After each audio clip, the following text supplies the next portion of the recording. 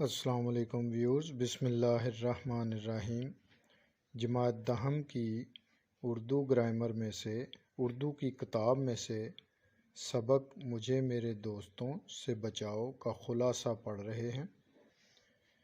اس سبق میں سجاد حیدر یلدرم نے اس حقیقت کو واضح کیا ہے کہ زندگی میں دوستوں کی بڑی اہمیت ہوتی ہے، مگر اچھا دوست وہی ہے جو اپنے دوستوں کے حقوق، مصروفیات اور مسائل کو مد نظر رکھے۔ مصنف بیان کرتا ہے کہ میں دلی کے چاندنی چوک سے گزرا تو میری نظر ایک موٹے تازے فقیر پر پڑی جو بڑے مؤثر طریقے سے اپنی دکھی حالت لوگوں کو بتا رہا تھا۔ کچھ وقفے کے بعد پھر وہی باتیں دہراتا تھا، جن میں اس کی بد نصیبی، معاشی پریشانی اور غریب الوطنی کے ساتھ ساتھ یہ بات بھی اہم تھی کہ اس کا کوئی دوست نہیں۔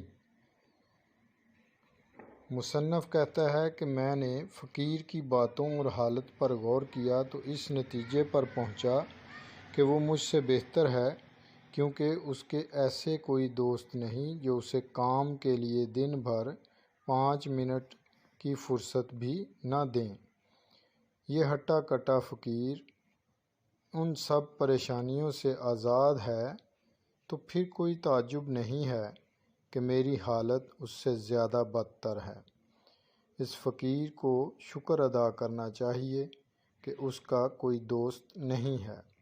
مصنف کہتا ہے کہ میں جانتا ہوں میرے دوست میرے خیر خواہ ہیں اور مجھے فائدہ پہنچانا چاہتے ہیں، مگر حقیقت میں ان کی بدولت میرا نقصان ہو جاتا ہے۔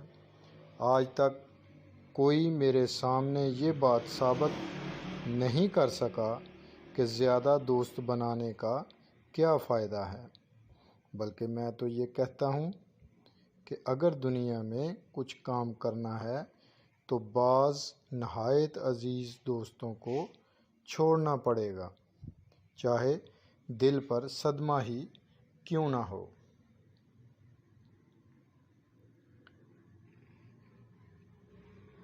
مصنف کے ایک معقول و پرانے اور بے تکلف دوست احمد مرزا ہیں۔ بھونچال کی طرح آئیں گے، گولے کی طرح دروازہ کھولیں گے اور آندھی کی طرح داخل ہوں گے۔ مصنف کے دوست ہونے پر فخر کا اظہار کریں گے اور 1 منٹ بھی ٹھہرے بغیر خیریت دریافت کر کے چلے جائیں گے۔ مصافحہ کے دوران ہاتھوں کو گرمجوشی سے اس طرح دباتے ہیں کہ بعد میں درد کی وجہ سے لکھنا مشکل ہو جاتا ہے۔ نہ صرف یہ بلکہ جاتے ہوئے ذہن میں آئے ہوئے خیالات بھی لے جاتے ہیں کہ بعد میں ان کو جمع کرنا مشکل ہو جاتا ہے۔ دوسرے دوست محمد تحسین ہیں، جو دن رات بال بچوں کی فکر میں رہتے ہیں۔ تیسرے پہر کے قریب جب آرام کو دل چاہے تب آئیں گے، بیوی بچوں کی بیماری کے تذکرے کریں گے۔ موسم کا ذکر کرو تو بچوں کے بخار اور کھانسی کا ذمہ دار خرابی موسم کو قرار دیں گے۔ مصنف کے ایک اور مقدمہ بعض دوست ہیں جو ہر وقت اپنی ریاست کے جھگڑوں، فریق مخالف کی برائیوں، جج صاحب کی تعریف یا مذمت میں لگے رہتے ہیں۔ مصنف کے دوستوں میں سب سے خاص دوست موضع سلیم پور کے رئیس محمد شاکر صاحب ہیں۔ انہیں لٹریچر پڑھنے اور لٹریری آدمیوں سے ملنے کا بہت شوق ہے۔ ایک دفعہ مصنف کے ہاں آئے اور تبدیلی آب و ہوا کی غرض سے انہیں اپنے ساتھ لے گئے۔ مضمون نگاری کے لیے خاص کمرہ اور پڑھنے لکھنے کے سامان کا انتظام بھی کر دیا۔ مصنف شاکر صاحب کے ہاں پہنچے تو دیکھا کہ نہایت خوبی سے آراستہ کمرہ کوٹھی کی دوسری منزل پر تھا۔ نیچے دل فریب نیچرل منظر کھڑکی کے ذریعے نظر آتا تھا۔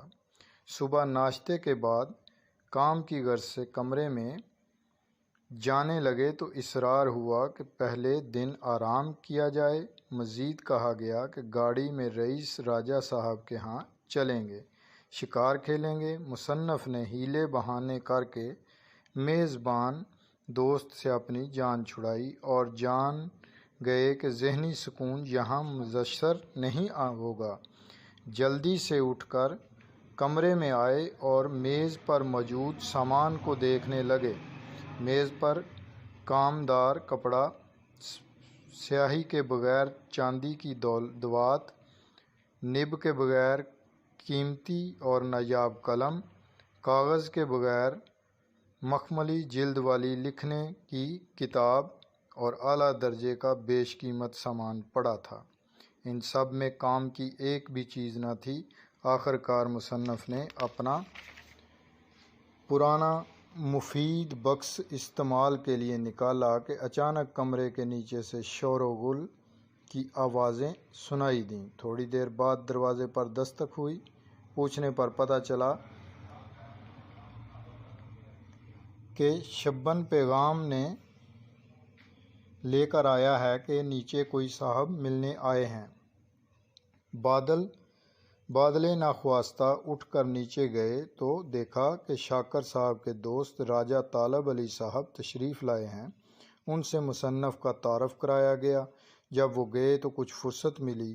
کچھ دیر بعد پھر دستک ہوئی اور پتہ چلا کہ میزبان کے کوئی اور دوست آئے ہیں، اب ان کو بھی دکھایا جائے گا۔ ان سے نجات کے بعد مصنف کمرے میں آیا تو خیالات غائب، جملے کی ترتیب ختم، طبیعت اچاٹ۔ بڑی مشکل سے پھر لکھنا شروع کیا اور خوش قسمتی سے آدھا گھنٹہ لکھنے کے لیے مل گیا۔ دروازے پر پھر دستک ہوئی اور اب کی بار کھانے کے لیے بلایا گیا۔ جب مصنف نے جانے سے انکار کیا تو بار بار اصرار کیا گیا کہ میزبان بھی اس وقت تک کھانا نہیں کھائیں گے جب تک مصنف وہاں نہیں پہنچ جاتے۔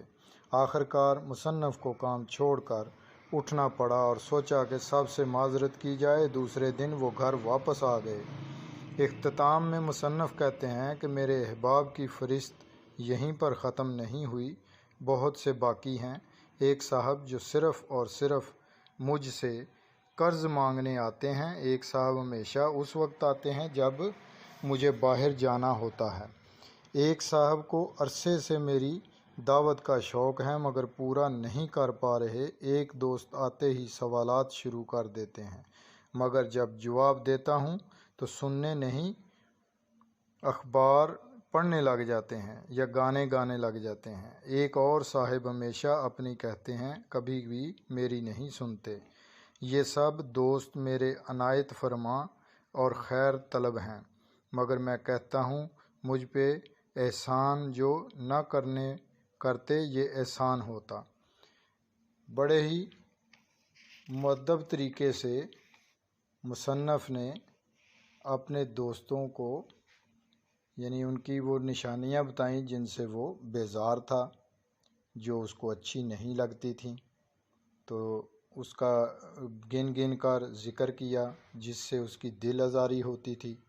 اور کہانی کا جو سبق کا جو عنوان ہے وہ اس کہانی کے مطابق بڑا چن کر رکھا گیا ہے کہ مجھے میرے دوستوں سے بچاؤ، کہ حالانکہ وہ اعتراف بھی کرتے ہیں مصنف صاحب کہ میرے وہ دوست میرے خیر خواہ ہیں مگر میرے لیے وہ نقصان کا باعث ثابت ہوتے ہیں۔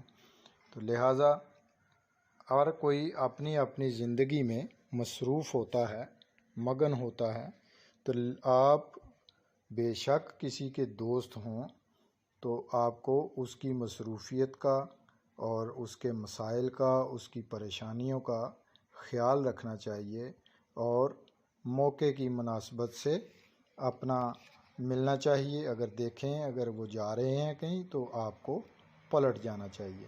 اپنا خیال رکھیے۔